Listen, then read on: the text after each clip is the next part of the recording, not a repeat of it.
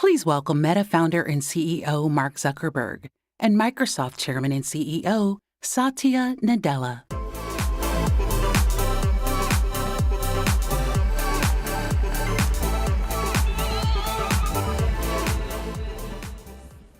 All right, good to see you all again.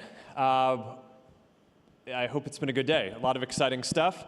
Really grateful to be here with Satya, who really does not need any introduction. He is sort of the legend who is behind the great transformation of the greatest technology company of all time. Thank you, Mark. Thank you. Basically leading, pushing towards AI and cloud and all these important areas. And you've always been, from my perspective, a kind of friend and ally on the open source work that we've done. So I've really appreciated our partnership on this over time and the counsel that you've given me on how we should approach building out the LLaMA ecosystem and the infrastructure around that. So thank you for being here. No, we really absolutely. It's my pleasure, Mark. And I should say that my earliest memory is meeting you when I was working on Bing in 2008 or 9 and so on, and getting this massive lecture from you on something that I was wrong about, which is even more embarrassing in retrospect. Yeah. No. I remember this. I'll always remember this. You said, the web needs people. You need to see people. I'll never forget that. Like the ability to actually have a profile page everywhere you go, and that's a memory I have. Well, I appreciate that you've forgiven me for that. Although the web does need people, so I guess at that level I was correct. But or maybe agents now. Yeah. Well, I think maybe both. Thank God. Yeah. But anyway, so you've said a number of times that this moment in technology around the growth of AI sort of reminds you of some of the important transformations in the past, from going to client server and the beginning of the web and things like that. So I'm curious to unpack that. So for me, I grew up when sort of the client was being born. I joined Microsoft just after Windows 3, and so I saw the birth of client server, then the web, mobile cloud, and then you could say this is the fourth or the fifth, depending on how you count.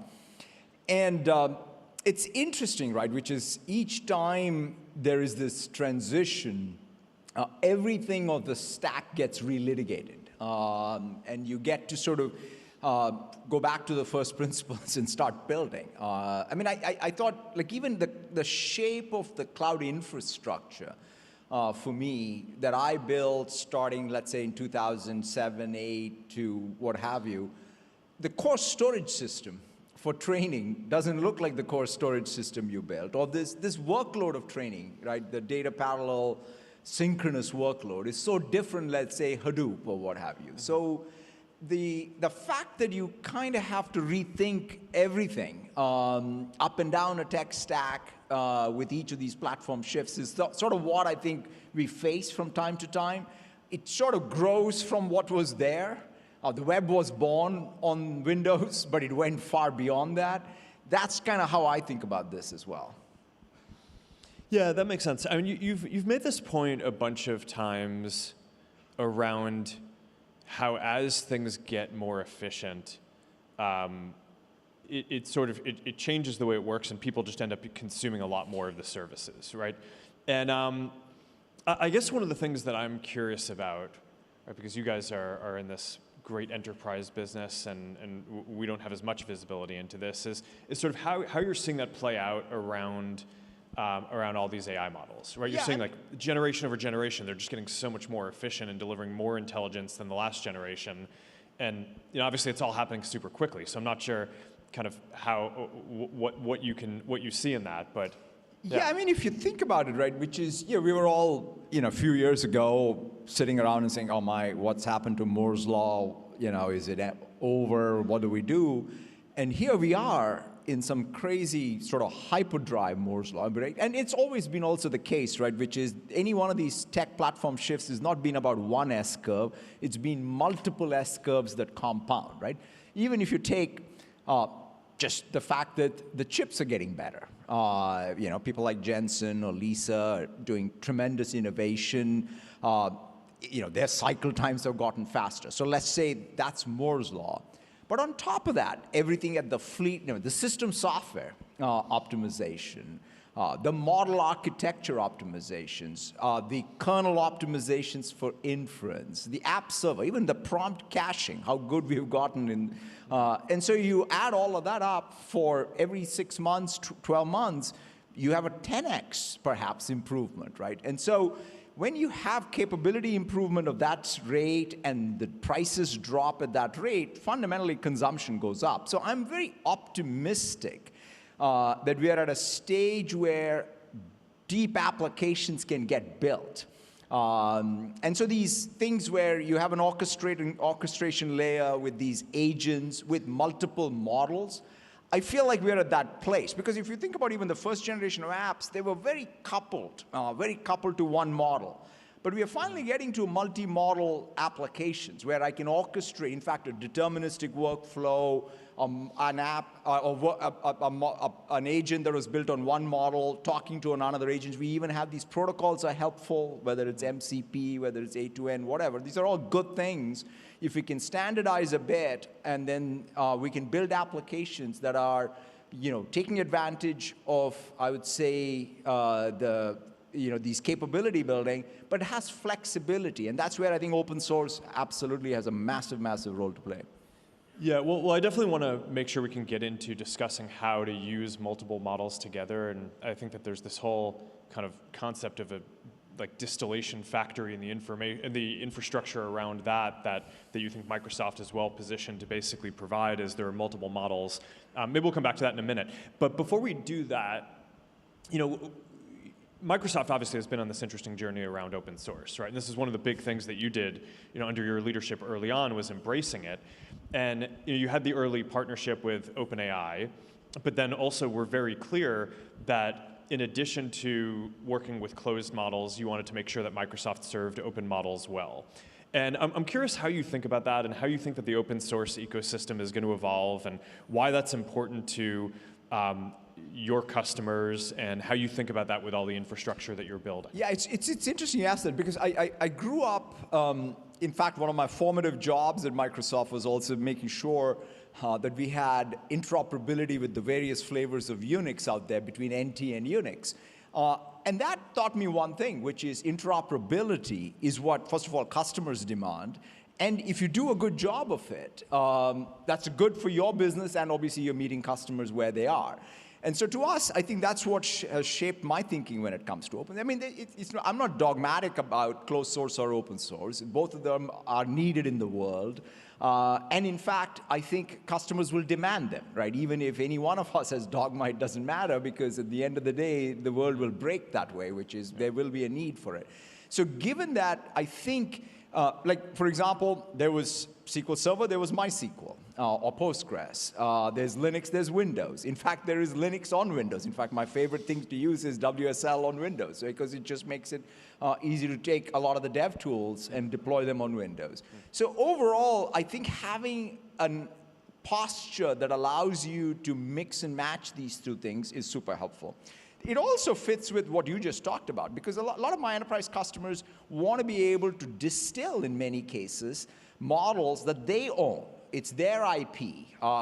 So that in that place where an open weight model has a huge structural advantage compared to a closed model. And so I do feel that the world now is better served with great closed source frontier models, great open source frontier models. And to us as a hyperscaler, this is a great thing, because after all, our job is to serve. Like if you go to Azure, you can get fantastic Postgres, you can get great SQL Server, or you can get Linux or Windows VMs. Same way, we want to have the choice available and great tooling around it. Yeah, so what's basically kind of the pitch or the role that you see Azure playing for open source, but I guess across all of these? It doesn't need to be exclusively that. So for developers who are getting started, like where are the areas that you're trying to differentiate and be the best? So the first thing is, it's not like an AI workload just has an AI accelerator and a model that, at inference time, right? Because the reality is, in fact, if you look at underneath any AI workload, there's storage, right? There is other compute than an AI accelerator, and there is a lot of dependency on the network and so on. So the core infrastructure, so for us in Azure, we want to build compute storage network plus AI accelerators as even infrastructure as a service that's world-class for someone who wants to be able to build the next generation of agents. Then above that, we're also building with Foundry an app server. Like, for example, every platform shift of ours, there's been an app server. How do you package up all the services, search or memory or safety, all of these services that are needed for someone, or evals. These are all things that every developer is trying to go do. So if you wrap them all in, frameworks for them, tools for that, that's, I think, the core. And then the other one is we are very focused on GitHub Copilot as the tooling as well. We're excited about sort of the progress that's making. So the combination of great tools, great app server, and great infrastructure for us is what I think is needed to accelerate application development. Yeah, so how, you mentioned agents and increasing productivity, and that's obviously a huge theme for the whole ecosystem and community. I'm curious, how are you seeing that play out inside Microsoft? And then also, how are you seeing that, what are some of the most interesting examples that you're seeing with developers? Yeah, I mean, I think the thing that obviously has been most helpful for us to see is what's happened with software development, right? I mean, there are a couple of things. If you look at even the evolution of GitHub Copilot, you started with code completions. Then you said, let's add chat. So that means you don't need to go to Reddit or Stack Overflow, and you could stay in the flow. So that is good. Then the agentic workflow. So you could just go assign a task.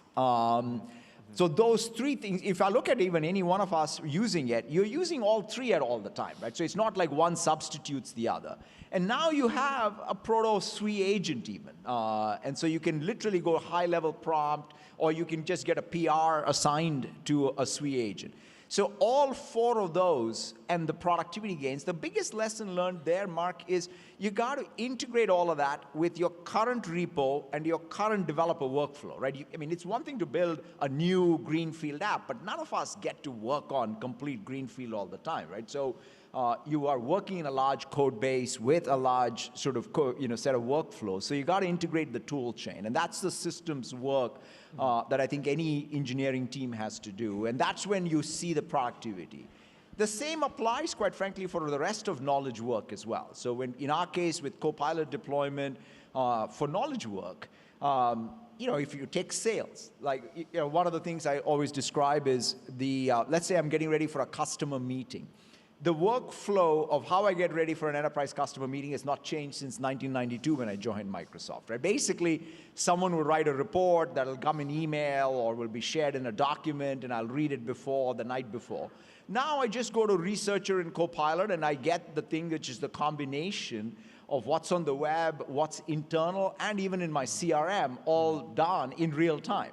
Right, but that's a change, and there's no need for somebody to prepare anything just because it's all available on tap. Yeah. So it requires you to change work artifact, and workflow, and that's a lot of change. And it happens slowly at first, and then all of a sudden, right? I saw that with the PCs, right? I think about how the world did forecasting before email and Excel. Like the faxes went around. Yeah, I guess you never lived that world. I was in middle school. Yeah, no, it's. But there was a world where people sent around faxes, and people went and did interoffice memos, and then somebody said, hey, I'll send a spreadsheet in an email, and people enter numbers. And that changed how people did forecasting. And that's, I think, what we are at the very beginning of. And you see it in customer service. You see it, I think, in marketing, collateral creation, content creation. So that's where we are. And you're seeing tangible progress and tangible productivity gains. Yeah, interesting. In terms of the coding and how it improves that, do you have a sense of how much of the code, like what % of the code that's being written inside Microsoft at this point is written by AI as opposed to by the engineers? Yeah, so there's two sort of things we're tracking. One is the accept rates itself, right? That's sort of whatever, 30, 40, it's going up monotonically. And it depends, like one of the big challenges we had for a long time is a lot of our code is still C++. C#, and C# is pretty good, but C++, it was not that great. Python is fantastic. So we've now gotten get better at that. So as language support has increased, the code completions have gotten good. The place where the agentic code still, it's sort of nascent. For new greenfield, it's very, very high. But as I said, nothing is greenfield in many cases. And so therefore, I would say maybe at this point, the PR, by the way, code reviews are very high. So in fact, the agents we have for reviewing code, that usage has increased. And so I'd say maybe 20, 30% of the code that is inside of our repos today in some of our projects are probably all written by software. What about you guys? I actually don't have the number off the top of my head, but I mean, it's, I think, I think a lot of the stats that people say are still effectively of this like autocomplete variety. Yeah. But we have a bunch of teams that are working on basically doing feed ranking experiments and ads ranking and like very contained domains where you can study the history of all of the changes that have been made and like and make a change. And that I think is kind of an interesting area for us to work in. But the big one that we're focused on is building an AI and a machine learning engineer to advance the LLaMA development itself, right? Because I mean, our bet is sort of that in the next year, probably, I don't know, maybe half the development is going to be done by AI as opposed to people, and then that will just kind of increase from there. So I was just curious if you were seeing something similar or different. To me, the SWE agent is the sort of the first attempt. So the question for us is, in the next year, can we get, let's take a kernel optimization, right? Will we get to sort of something like that happens? I think it's more likely. Whether it comes up with a novel model architecture change, probably not. So the question is, which task? No, optimizations, security improvements, that type of stuff, I think seems like it's pretty high opportunity. We're also trying to solve a different problem on it because, I mean, you guys serve like a lot of developers and engineers, that's like your core business. Whereas for us, we're thinking about this more as a thing to improve our internal development and then improve the LLaMA models, which other people can use, but it's not something that we do the end-to-end workflow on in the way that you do. So it's always just interesting to hear how you're thinking about that. Yeah, and the other thing for us is, to your point, our core business, in fact, Bill started the company as a tools company. And so to us, the interesting thing I think about now is maybe the way we should reconceptualize our tools and infrastructure, quite frankly, are the tools and the infrastructure for the agents to use. Because even the SWE agent needs a bunch of tools. And what shape should they be? What should their infrastructure, what should their sandboxes be? So a lot of what we're going to do is essentially evolve even what does the GitHub repo construct even look for the SWE agent? Yeah, no, it's a very interesting concept. And I mean, I tend to think that like every engineer is effectively going to end up being more of like a tech lead in the future that has sort of their own little army of engineering agents that they work with. But so with that all in mind, I mean, I guess there are a few directions to go in. I mean, I'm curious, like how, I mean, you mentioned your personal workflow for using AI. I'm curious how that's changed. I'm also kind of curious because you were talking about how Microsoft got started on this and the legacy there. But I mean, I guess there's always this question: if you were getting started as a developer today, building something, how would you think about which tools you'd be using? I think that one of the biggest sort of, I'll call it, I don't know, dreams, pursuits, questions that Bill sort of inculcated in all of us was, what's the difference between, he used to sort of talk about it more like, what's the difference between a document and an application and a website? Right now, if you use Meta AI, ChatGPT, Copilot, what have you, it's unclear to me what's the difference between a chat session and then I go to pages in our case, like literally even coming down, I was like reading up everything about Llama 4, all the models, like literally I was just doing a bunch of chat sessions, adding it to a document effectively in pages, persisting it. And then you can go give it. I mean, since you have code completion, you can go, make it an app or what have you. And so this idea that you can start with a high-level intent and end up with what is an artifact that is a living artifact that you would have called in the past an application is going to have profound implications, I think, on workflows. And I think we are at the beginning of that. And that's what my dream is. So if I sort of say, as a builder of infrastructure and tools and as a user of it, these artificial category boundaries, not artificial, or these category boundaries that were created, mostly because of limitations of how our software worked, perhaps you transcend. In fact, the other thing we used to always think about is, why are Word, Excel, PowerPoint different? Why isn't it one thing? And we've tried multiple attempts of it. But now you can conceive of it, right? Which is you can start in Word and you can sort of visualize things like Excel and present it, and they can all be persisted as one data structure or what have you. And so to me, that malleability that was not as robust before is now there. Yeah, interesting, makes sense. So one of the things in our conversations over the years that has kind of stuck with me, I feel like you have a very kind of, I don't know, it's a very like reasonable way of looking at the way that technology trends unfold. And there's all this hype around AI, and I feel like you've been able to kind of see through that and make very rational investments at each step along the way. And one of the points that you've made is that, okay, there's all this hype, but like really at the end of the day, if this is going to lead to massive increases in productivity, that needs to be reflected in major increases in GDP. And that this is going to take like multiple years, many years to kind of play out. And I'm curious how you think, what's your current outlook on sort of what we should be looking for to understand the progress that this is making, and how we would, and kind of like where you expect that to be over like a 3, 5, 7 year period? To me, I think that's right, because to us, I would say it's a pretty existential priority, quite frankly. The world needs sort of a new factor of production, an input that allows us to deal with a lot of the challenges we have. And the best way to think about it is, hey, what would it take, let's say, for the developed world to grow at 10%, right? Which may have been some of the peak numbers during, let's say, the Industrial Revolution or what have you. And for that to happen, then you have to sort of have productivity gains in every function, right? In healthcare, in retail, in broad knowledge work, in any industry. And for that to happen, I think AI has the promise, but you now have to sort of really have it deliver the real change in productivity. And that requires software and also management change, right? Because in some sense, people have to work with it differently.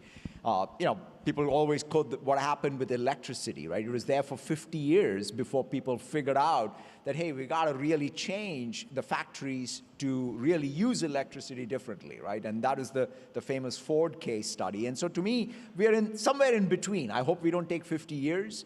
But I do feel that by just thinking of this as the horseless carriage, is also not going to be the way we're going to get to the other side. So it's not just tech. Tech has got to progress.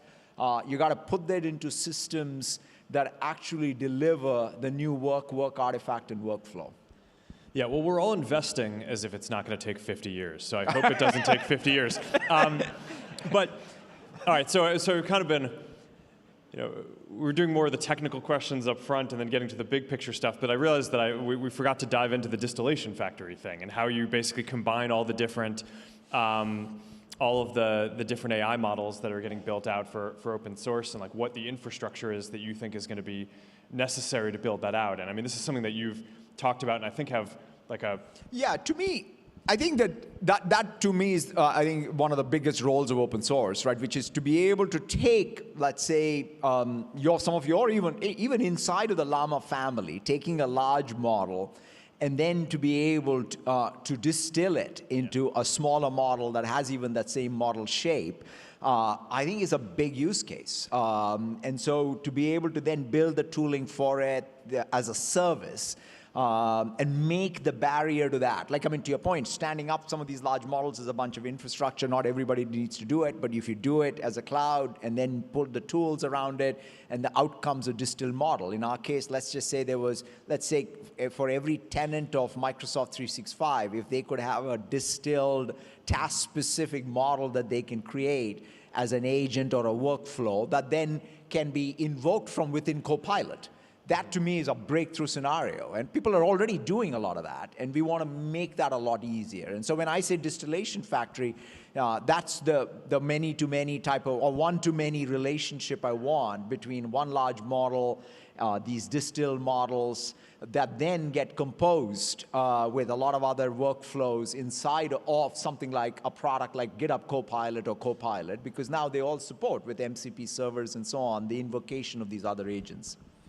Yeah, no, I've always been fascinated by this. I mean, I think that distillation is one of the most powerful parts of open source, and I think just because of our kind of respective parts of what we do here in terms of, we're training the initial LLaMA models, but we don't build out most of the developer infrastructure ourselves. I think having companies like yours that basically are going to build out this complex infrastructure, and we have models like the Behemoth one that we're working on, which I think it's really unclear how you would use it except to distill it into more reasonable forms. Yeah. So, I mean, even for us to use it ourselves, we had to build a bunch of infrastructure internally, even just to be able to post-train it. And there's no way we're going to run inference and Maverick on it. you said, is distilled all Yeah, of a bunch of Maverick. I mean, the way that we basically got the performance on Maverick to be at the level it is, right? It's basically, it's multimodal, right? So it's leading multimodal. On the text performance, it's basically, up there with the other leading text models, but it's smaller, right? So I mean, DeepSeek is a bigger model than it, but on text, it's basically comparable. And then on images and kind of multimodal, it exists, and the others, don't. So, so that is, yeah. I mean, a lot of how we basically got that is, we have the pre-train of the Behemoth is done, and we're working on the post-training, but even just kind of getting it, I mean, the distillation, it's just it's magic. I mean, you basically can make it so that you can get 90% or 95% of the intelligence of something that is 20 times larger in a form factor that is so much cheaper and more efficient to use. So then the question is, okay, how do you make it so that that's available to people who are not as, who aren't able to build up their own infrastructure, aren't as technically sophisticated to go do that? Because right now, I think that there's a relatively small number of labs in the world that could do that kind of either distillation or even operate models of that scale. Yeah. And I think by the time that this vision that you have is built out and it's accessible for most developers around the world, to be able to not only distill from a single model, but hopefully over time be able to mix and match and take different aspects of intelligence from different models where they're stronger. That just seems like one of the coolest things that I think is going to get built. Yeah, no, I think that's correct. And so therefore, a little bit about what's the, if you have multiple models you're distilling from, and then what's the evals around this distilled model that you can then qualify, I think that's where we can do a lot of our tooling work, our infrastructure work, reduce the barriers for people to be able to have that flexibility. And the good news here is it's sort of already started. People have, there's existence proof of all this. It's just a question of, can you reduce the barrier to building all of it? And the other thing is the speed with which people can move. One of the challenges to date has been, I do something with one model, I fine-tuned it, a new sample drops. I need to move fast to the new sample. So that's the other thing that we have got to get good at, because you can't be saddled with what you did, because the world is moving too fast. Yeah.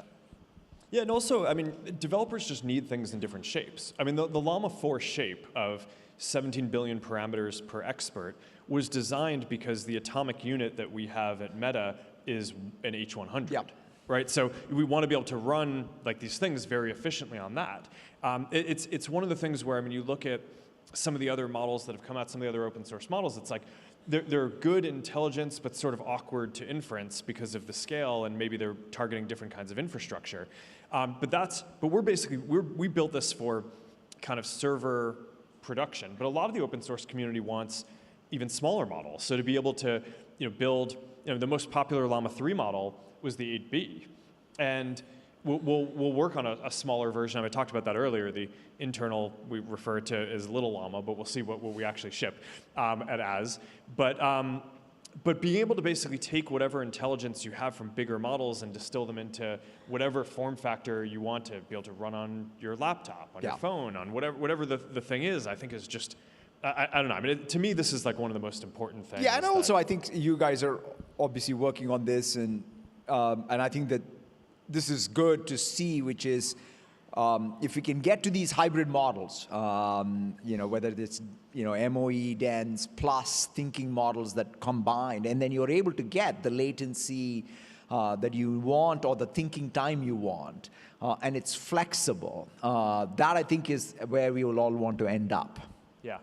All right. Well, maybe a good note to end on is just when you look at everything that's going on. I mean, I'm curious what gives you like the most optimism, or what are you most excited about over the next period for what developers are going to be doing over the next few years? Yeah, I mean, look, I always take my inspiration from that Bob Dylan line, right? Which is either you're busy being born or you're busy dying. It's better to be busy being born, and especially at a time like this, I think what gives me optimism is, even with all the various constraints, it turns out software in this new form of AI is still the most malleable resource we have to use to go solve these hard problems. And so that's what gives me the optimism. And I also sort of say that's the call to action, I think, for the people in the room and for all of us, is to be able to sort of take the opportunity to lean into this, but then also build solutions. When I look at whether it's an IT backlog in a company or the unsolved problems in the real world, both of them need something new. And in order to work that, and that's where I think the greatest benefit of all of this tech is, and it'll only come down to developers in particular being able to go at it fearlessly. Awesome. All right. Well, thank you, Satya, and thank you all for coming out. This has been an exciting day, and I'm very excited about what we're all building. So.